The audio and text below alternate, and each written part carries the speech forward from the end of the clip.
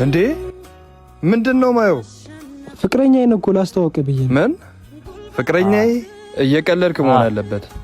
አንቺ አሰር ያፈቀርኩ ብለህ ስትመላለሽ የነበረው የውሸትሽ ነበር ማለት ነው? ያኔ አንተን በንጹህ ልብ ያፍቅርህ ነበር። አንተ ግን እንደ ቆሻሻ ነበር የምታይ። ለካ ግን ፈጣሪ ለኔ የተሻለውን አስቀምጦልኝ ነው። ያንቺስ ሲሆን እሺ፣ አንተ ግን አይደበረም? ረሳኸው እንዴ? ስንቴ እንደጠየቅኩ።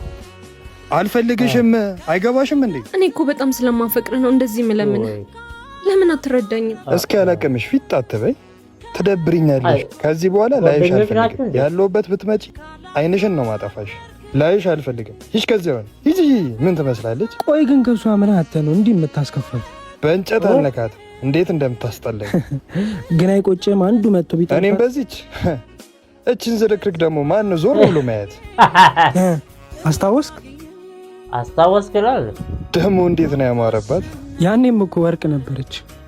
መዳብ መስላህ ጣልካት እንጂ አንተ የጣልካትን መዳብ አንስቼ ወርቅ አረኳት።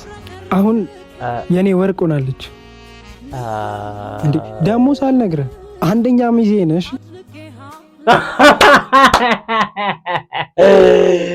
አንደኛ ሚዜ ነው።